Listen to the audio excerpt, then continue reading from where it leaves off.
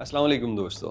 हाजी आमिर अल Gaddafi की पहली video पे आपसे कहा था कि वक्त सबसे बेहतरीन आला है जो हर स्याह और सफ़ेद को वाज़े कर देता है। और लीजिए जनाब इस स्टोरी का ड्रॉप सीन। 400 मिलियन डॉलर का फ़ायदा किसको हुआ, किसने इससे और भी बहुत कुछ बनाया बचाया, ये सब आज इस वीडियो में आप देखने और सुनने वाले हैं। इसको मज़ीद वेरीफाई करना चाहें तो गूगल आपके लिए हाजिर है, जाके देख लीजिए। अगर हम कोई चीज़ आपको गलत बता रहे हैं तो आप चेक कर सकते हैं। तो जनाब अली, पहली वीडियो बनाते वक्त मुझे इतना उम्मीद नहीं थी कि इतनी ज़्यादा तादाद में लोगों को समझ आएगी, क्योंकि लोग जज्बाती तौर पे मुंसलिक हैं इस स्टोरी के साथ। लेकिन फिर भी लोग अल्हम्दुलिल्लाह बात को समझे, आज मज़ीद समझ जाएंगे। भैया मैं आपसे फिर कहता हूँ कि अल्हम्दुलिल्लाह रब्बिल आलमीन, मैं एक मुसलमान हूँ और मेरा इस्लामी अक़दार के मुतालिक शकूक व शुबहात पैदा करना मकसद नहीं है, बल्कि इस्लाम को मिसयूज़ करके अपनी करप्शन और अपनी लूट मार के ऊपर पर्दा डालने वालों से होशियार रखना, और उसके लिए तैयार रहने के लिए ये हम इस पे बात करने की जसारत कर रहे हैं। अल्लाह रब्बुल इज़्ज़त हाजी आमिर को और नवाजे, मेरी उसके लिए बहुत ज़्यादा दुआएं हैं।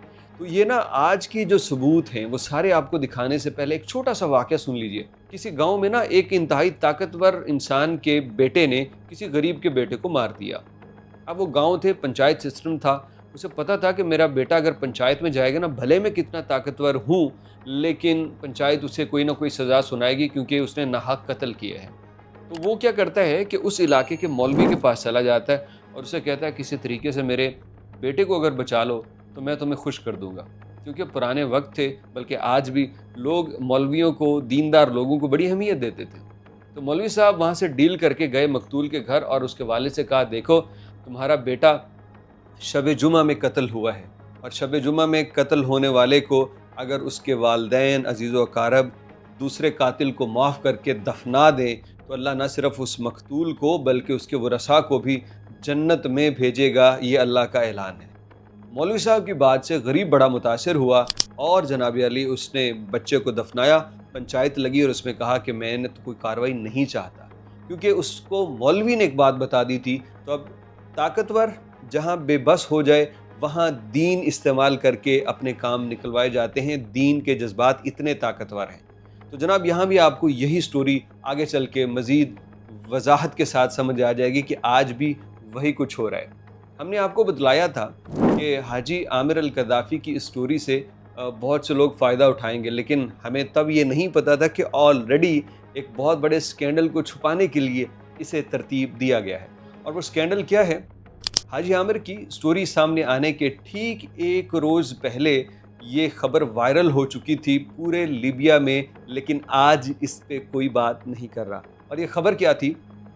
अमरीकी और यूरोपीय अखबारों की तहकीकाती एजेंसियों ने इस बात को रिपोर्ट किया कि जो लीबिया के वज़ीर आज़म हैं अब्दुल हमीद दबीबा, इन्होंने 400 मिलियन डॉलर्स लीबिया से तुर्की मुंतकिल किए हैं। अपने गैर कानूनी काला धन वहाँ मुंतकिल किया है। किस तरह से? इन्होंने अपनी ही लीबियन एयरलाइन को इस्तेमाल किया है उसके लिए।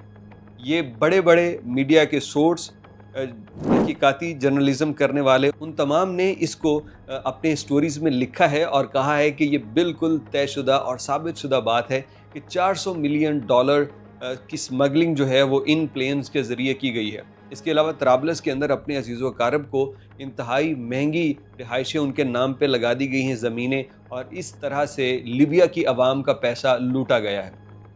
वज़ीर आज़म चाहता तो अपने पैसे को किसी बैंक ट्रांसफ़र के थ्रू भी कर सकता था, लेकिन अगर वाइट मनी होती, ब्लैक मनी हमेशा ऐसे ही की जाती है। जैसे पाकिस्तान में भी आपको पता है अयान अली का वो एक केस आया था, मॉडल अयान अली का।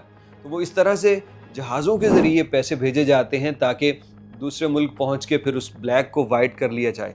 तो ये खबर जब वायरल हुई तो अवाम पहले से ही हुकूमत से नाराज़ सड़कों पे थे। तो इसके बाद गवर्नमेंट ने कुछ बड़ा करने का प्लान किया, और वो प्लान ये था कि एक हाजी की स्टोरी उन्होंने इस तरह से यहाँ पे तख्लीक की कि आज जाके देखिए पूरा लीबिया भी उसी हाजी आमिर के पीछे लगा हुआ है। और लोग कह रहे हैं क्या सादत है हमारे इलाके की, क्या सादत है हमारे हाजियों की। पूरी दुनिया में लीबिया के हाजी का नाम गूंज रहा है, और वो करप्शन की स्टोरी जिसके लिए अवाम सड़कों पे थे उस पर आज कोई बात नहीं कर रहा, सिवाय चंद ऐसे सहाफ़ियों के जो हैं तो लीबिया के, लेकिन उन्होंने बाहर जाके पनाहें ले रखी है क्योंकि लीबिया में उनकी आवाज़ को तंग कर दिया गया था। جیسے مختلف ملکوں سے صحافی دوسرے ملک چلے جاتے ہیں کیونکہ وہاں کی گورنمنٹ ان کا کرٹیسزم برداشت نہیں کرتی. تو بھیا یہ پوری سٹوری ابھی جا کے ابھی نہیں ہوئی، بلکہ میں نے کہا کہ ابھی پکچر کا اور حصہ بھی باقی ہے، بہت کچھ ہونے.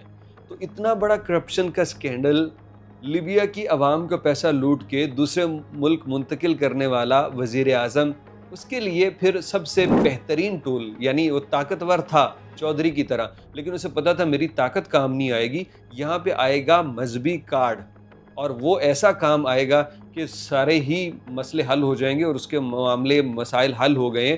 اکا دکا یا بہت کم پروٹیسٹ کی صورتحال ابھی باقی ہے جس سے اسے لگتا ہے کہ میں نکل جاؤں گا. ابھی بھی اس سٹوری میں جو ہم نے پہلے کہی تھی نا کہ یہ پلاننگ کرنا کہ ہوائی جہاز میں اس کو 2 دفعہ جانے نہیں دیا گیا، پاسپورٹ میں پرابلم تھی، پھر ہوائی جہاز آیا، پھر پائلٹ نے اس کا نام لیا، اور نام لینے کے بعد جناب علی وہ جس ایئرپورٹ پہ ابھی اترتا ہے تو حکومتی اتحاد اور حکومتی فیض سے وابستہ میڈیا مائک اور کیمرہ لے کے اس کا انٹرویو کرنے کے لیے تیار ہوتے ہیں، اور فوری طور پہ سٹوری کو وائرل کر دیا جاتا ہے. تو عقل والوں کے لیے بہت نشانیاں ہیں. تو کہتے ہیں نا پنجابی میں، اکھیاں آلیو اکھیاں بڑیاں نعمت نے. تو دماغ آلیو دماغ بڑی نعمت ہے اگر ہم اس کو استعمال کریں. یہ اتنا بڑا سکینڈل ہے. اور مجھے یہ کہاں سے پتہ چلا؟ انہی انویسٹیگیٹرز، جرنلسٹ سے جو کہ اپنے ملک کے پیسے کو بچانے کی کوشش کر رہے ہیں. یہ حاجیوں کا ایک طیارہ رن وے سے سلپ ہوا اور یہ اس کا عامر کا واقعہ ہوا، تو اس کے اوپر لیبیا کے وزیر اعظم نے ٹویٹ کی تھی کہ شکر الحمدللہ ہمارے حاجی محفوظ ہیں اور ہم دل و جان سے ان کے اس آپریشن کو، حج آپریشن کو مکمل بنائیں گے. تو اس پہ لوگ ٹویٹ کر کے کمنٹس بھی کر رہے تھے، ٹویٹس بھی کر رہے تھے کہ بھائی صاحب آپ اس پیسے کا بتائیں جو آپ نے کرپشن کر کے بیرون ملک بھیجا ہے. ابھی صرف ایک پہلو واضح ہوا ہے. میں پھر آپ سے کہتا ہوں کہ مذہب جو ہے نا، مذہبی کارڈ، یہ لوگوں کو بیوقوف بنا دیا جاتا ہے. جیسے وہ دیکھیں جو طالبان اس وقت کر رہے ہیں. طالبان نے پاکستان پہ حملے کیے، اپنی عوام کو، اپنے لڑکوں کو تیار کیا کہ پاکستان کے خلاف لڑنا جہاد ہے. ابھی ریسنٹلی بات کر رہا ہوں، ہر روز میزائل آتے رہے ہیں افغانستان سے پاکستان کے اوپر. تو انہوں نے کہا کہ جہاد ہے پاکستان کے خلاف لڑنا. تو یہ کیسے لوگوں نے مانا؟ کیونکہ وہاں پہ ان کو دین بتایا جاتا ہے، وہ مان جاتے ہیں کہ پاکستان کے خلاف لڑنا جہاد ہے. اب ادھر پاکستان اور چائنا نے مل کے جب ان کو کچھ انویسٹمنٹ اور کچھ ڈرنے کی دھمکی کی باتیں بھی کی ساری مل کے، تو اب اسے پتہ چل گیا کہ یہاں سے مجھے فائدہ ہو رہا ہے. اور ابھی ریسنٹلی انہوں نے ایک فتویٰ دے دیا ہے کہ پاکستان کے خلاف لڑنا جہاد نہیں ہے کیونکہ وہاں پہ عورتیں ہیں. یعنی پہلے ان کو یہ عورتیں نظر نہیں آ رہی تھی، تو پیسہ آیا نا پیسہ، تو پھر وہ ملاؤں کو استعمال کیا. انہی ملاؤں نے پہلے جہاد کا فتویٰ دے رکھا تھا، اب وہ کہتے ہیں جہاد نہیں ہے. تو یار یہ مطلب مذہبی کارڈ اس طرح کا کھیلتے ہیں. میرے اور آپ جیسا ایک عام انسان وہ محتاط رہے، وہ دیکھے کہ یہ جو وائرل کیا جا رہا ہے اس کے پیچھے کس کا فائدہ ہے، کہاں سے کہاں تک اس کے فیض جا رہے ہیں. تو بس اتنا سا معاملہ ہے. اس سٹوری کو ہم چھوڑیں گے نہیں، آگے بھی حقائق واضح ہوں گے، اور ہمارا آپ سے وعدہ ہے کہ ہم تمام تر حقائق آپ کے سامنے رکھیں گے.